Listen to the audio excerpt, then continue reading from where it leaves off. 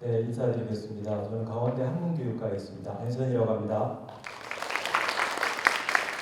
네, 제가 우리 강원학 연구센터 선생님들로부터 그 지리지를 통해 본 강원의 역사 경관과 명소라는 기획 주제 발표 의뢰를 받고 제가 그래도 한문교육과 특히 이제 조선시대 한시와 산문을 전공하는 문학연구자지만 당연히 이 지리지에 한시도 많이 들어있고 또 여러 기문이라든가 관련된 시문이 많기 때문에 한번 발표를 해보겠다라고 이렇게 얘기를 했었습니다. 근데 이제 제가 첫 번째 걸린 것은 그 역사 연구원이라는 말이 저한테는 약간 생소했습니다.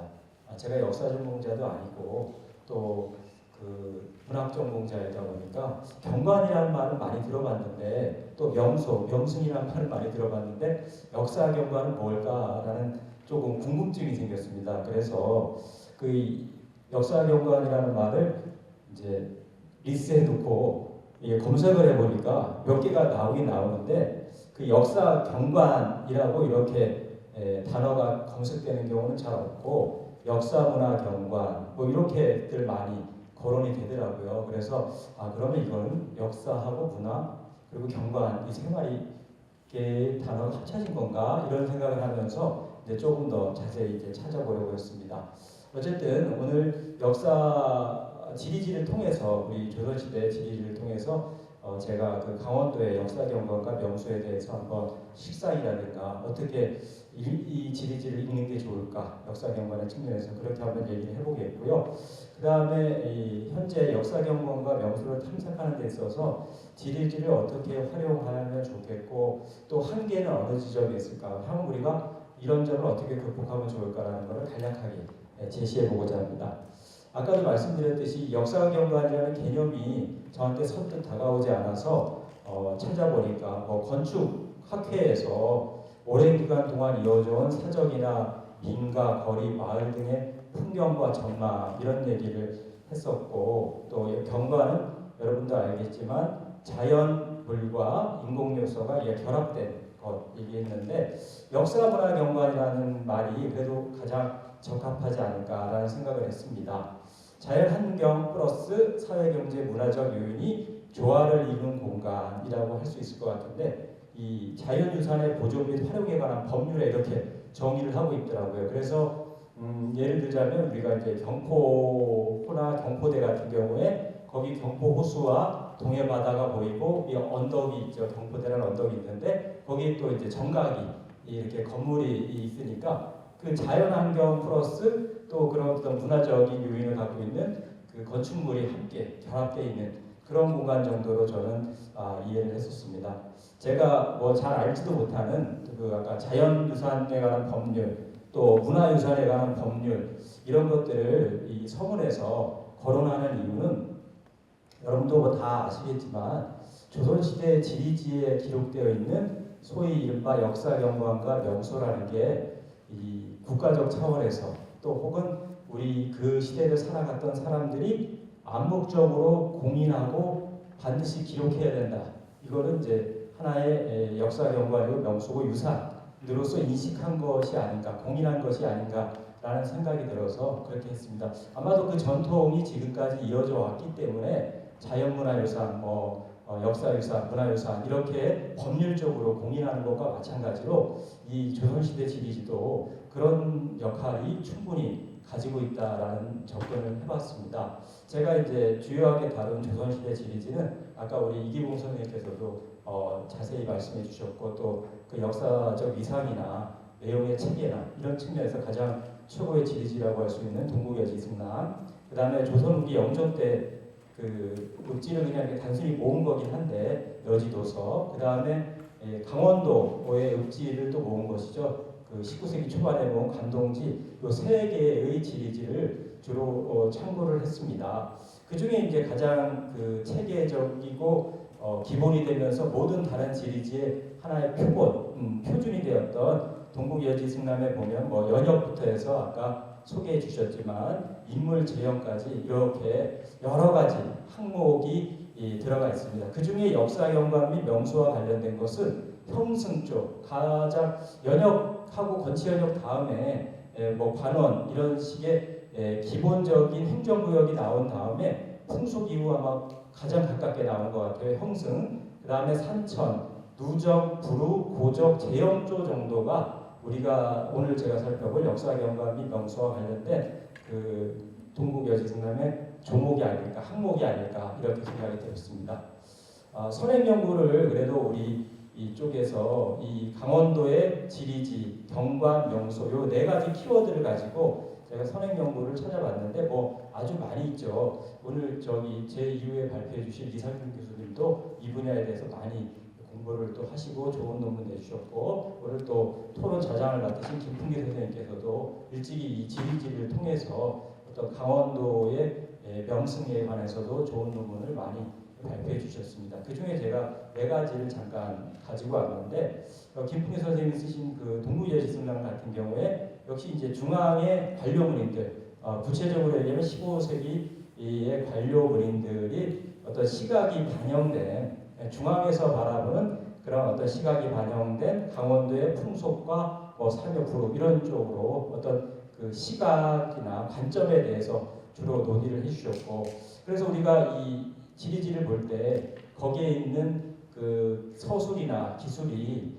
그 강원도의 내부인의 입장도 있겠지만 주로 중앙의 관료문인들의 입장이나 관점이 많이 반영된 것이다 라는 측면을 어느 정도 전제하고 봐야 된다라는 걸 시사해 주셨고요.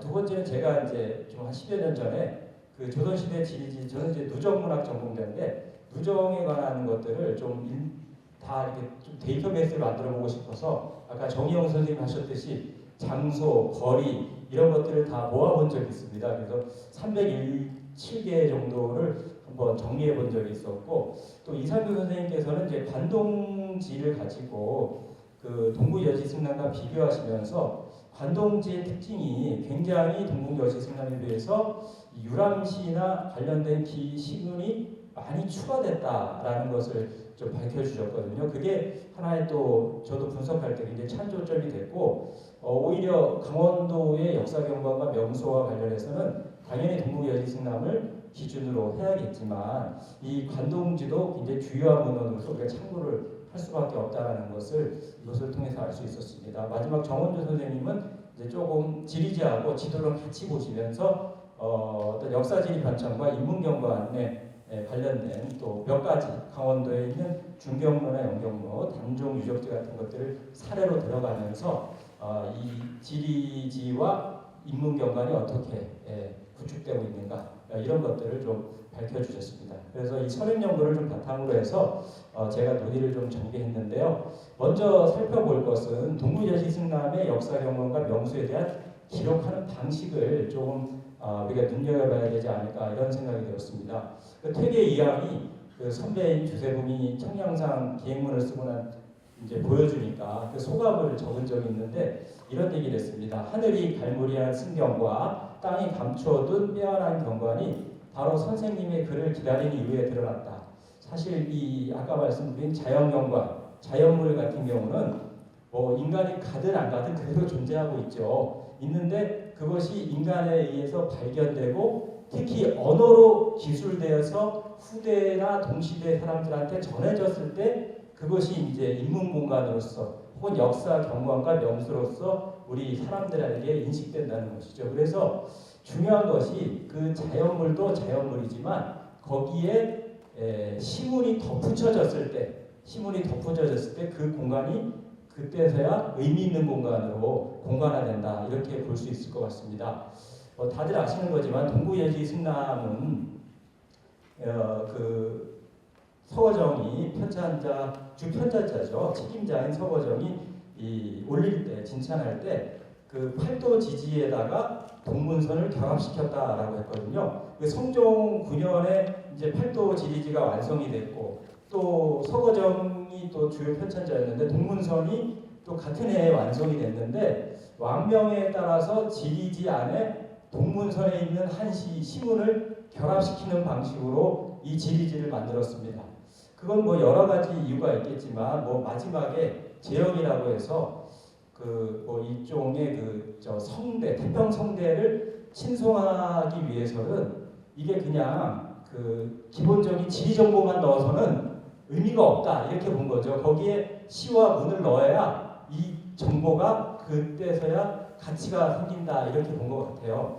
그래서 이 관련 시문을 통해서 역사 경관과 명소에 일정한 장소성과 시문을 위상을 부여하는 방식으로 정립됐다고 보여집니다. 몇 가지 예를 들어 보겠습니다. 뭐 어쨌든 우리 큰 도시 중에 하나가 강원도에서 강릉인데 강릉 대도보부에 보면 형승조에 산맥은 북쪽에서 왔고 바다는 동쪽 끝에 있다. 이게 이제 기본적으로 강릉의 어떤 형승을 두 마디로 끝낸 건데 이것은 이곡의 시에서 따온 거거든요. 그리고 김구용의 시나 안축의 기문이나 서거정의 은금능기를 거기에 다 붙여놨어요.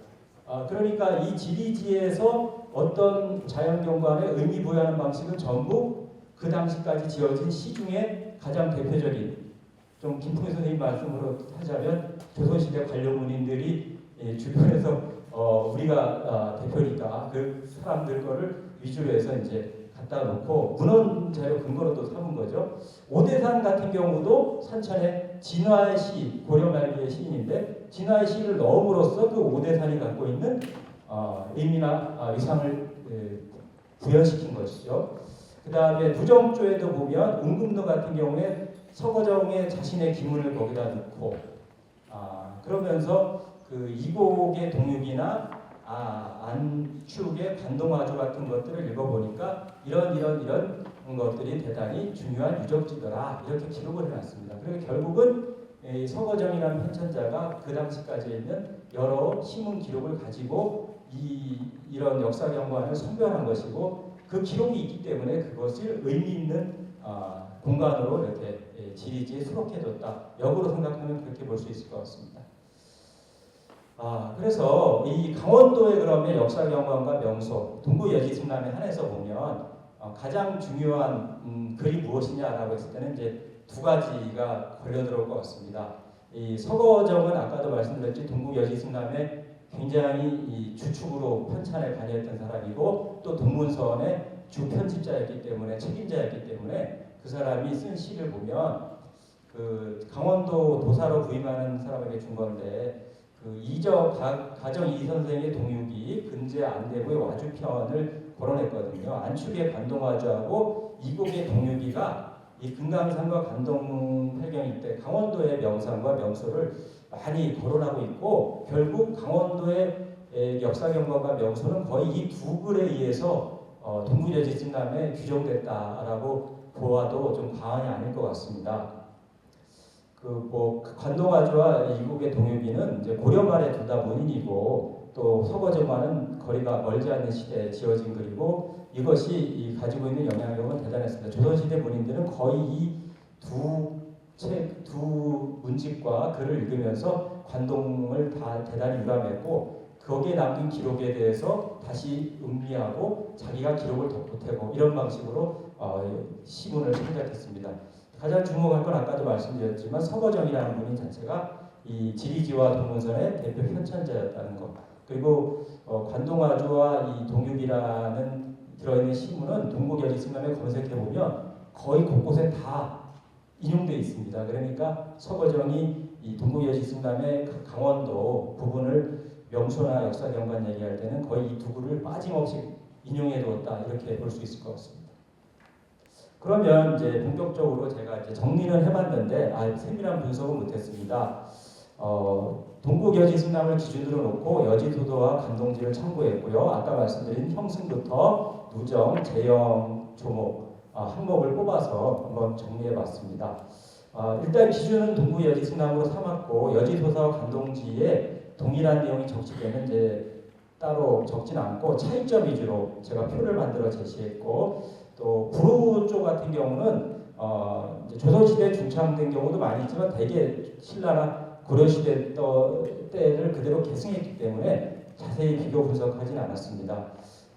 28개 부분연을 포함해서 모두 이렇게 해봤는데 일단 정리만 해본 겁니다. 그러니까 강릉 같은 경우 동국여지승남의 형승부터 재영까지 어떤 부분이 기록되어 있다. 그것이 여지도서에는 이렇게 바뀌었고 있던 게 빠지고 혹은 없던 게 들어가고 그런 내용을 관동지 여지도서 부분을 오른쪽에 배치해서 약간 적어놓은 겁니다. 그 보시면 알겠지만 거의 동국여지승남 거를 그대로 가지고 왔습니다. 특징은 이제 관동지 같은 경우는 시문의 양이 절대적으로 많이 추가됐다 이렇게 보시면 될 것 같아요. 그래서 참고하시면 되겠습니다. 강릉, 삼척, 양양, 평해, 간성, 그다음에 고성 같은 경우는 조금 많이 추가된 경우가 있습니다. 그 글들이 많이 추가됐고요. 통천, 울진, 또 흑고, 원주 같은 경우는 가명에 있는 부평각이나 동래각 이런 것들이 이제 동국여지승남에서는 안 보이는데 새롭게 들어갔거든요. 그리고 또 뭐 이상현 선생님 논문 쓰셨지만 거기에 관련된 시문이 조선 중기 이후에 엄청나게 많이 쓰여지는데 그것을 여기에 대량으로 다 갖다 놨더라고요. 그래서 그 부분이 많이 추가된 것을 확인할 수 있습니다. 정선, 영월, 흥창 부분이 되겠고요. 그 다음에 인제부터 회양, 이제 현재는 북강원도에 있지만 그 부분도 포함해서 넣어놨습니다. 철원 같은 경우도 약간 추가된 것들이 있는데 대개 이제 추가된 거는 동국여지승남 이후에 창작된 시문들의 일부가 추가된 것이라고 그렇게 이해해 주시면 될 것 같습니다. 남천, 또 이천, 안역까지 이렇게 되어 있습니다. 지금 말씀드린 거를 몇 가지 좀 추려서 말씀드리면 여지도서와 관동지는 대체로 이제 말씀드렸지만 동국여지승남을 거의 그대로 크게 차이 없이 가지고 왔는데 그 동국여지승남이 간행된 이후에 새로 지어진 건축물이나 이런 것들은 이제 발굴해서 넣었습니다. 예를 들면 관동지에는 철원의 산천주의 삼부연이라는 것이 있는데 이 삼부연은 뭐 다들 아시겠지만 그 사면 김창읍이 그 앞에 또 집을 짓고 살았다고 하면서 좀 유명해진 거거든요. 원래 있었던 공간이지만 그러면서 이제 이게 새롭게 하나의 산천조로 이렇게 들어가 버리는 그런 걸 볼 수 있겠고 양구 누정조에도 한 2개의 누대가 추가됐고 그다음에 고적 같은 경우에는 동국여지승남을 보면요 거의 이제 고려 시대에 있었다가 없어진 군현이나 여권, 읍성, 산성 같은 것들을 주로 써놨는데 여지도서와 관동지에는 조선시대 때 이제 새롭게 고적으로 등재된 경우가 많습니다. 이제 비교를 해보자면 삼척 같은 경우는 보시는 것처럼 군현이나 그 현이나 산성 같은 게 써 있죠. 근데 관동지에는 허목이 지은 동해비라든가 조선중기 지은 동해비 같은 게 또 새롭게 추가된 게 있고 영월 같은 경우에는 뭐 자연경관 같은 게 동국여지승에 많이 써 있었지만 관동지 보면 이제 단종에 관련된 유적지가 많잖아요. 그러니까 그런 것들이 새롭게 다 들어가 버리는 이런 것들을 좀 확인할 수 있습니다. 자, 그 다음에 여지도서와 관동지의 시문이 얼마나 증보됐냐라고 보면 아까도 말씀드렸듯이 그 여지도서는 거의 증보된 게 없습니다. 오히려 있던 게 없어진 경우가 빼버린 경우가 더 많고 관동지는 조선 중기와 후기에 지어진 누정조나 제용조 시문을 아주 대거 많이 수록을 했습니다. 그리고 강릉 같은 경우도 보면 그 경포대 관련된 안축 같은 경우는 이제 예전에도 있었지만 이부터 뭐 장유 또 뒤쪽에 있는 조화마, 홍량호, 민백주 이런 분들의 글들이 대거 들어갔고 죽서로 같은 경우는 뭐 차울루나 숙종 같은 시가 들어갔지만 오히려 빠진 경우도 있어요. 사실 삼척 죽서로 파령은 굉장히 유명한 시인데 이것들은 또 그 뒤에서 빠져버린 경우도 있습니다.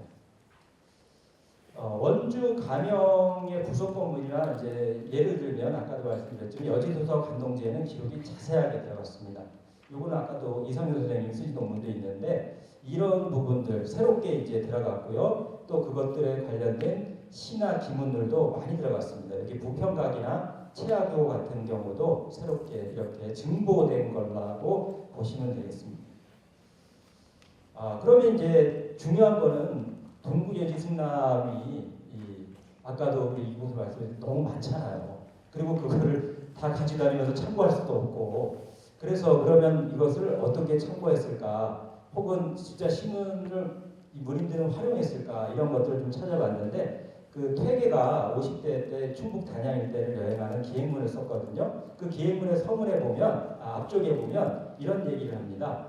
자기가 동국여지승남에 실려 있는 것과 선인들의 기록에도 완벽하지 못한 게 있음을 알았다라고 했거든요. 그러니까 기본적으로 여행 다닐 때 동국 여지 승람의 기록을 이제 작은 책자에 초록해서 가지고 다닙니다.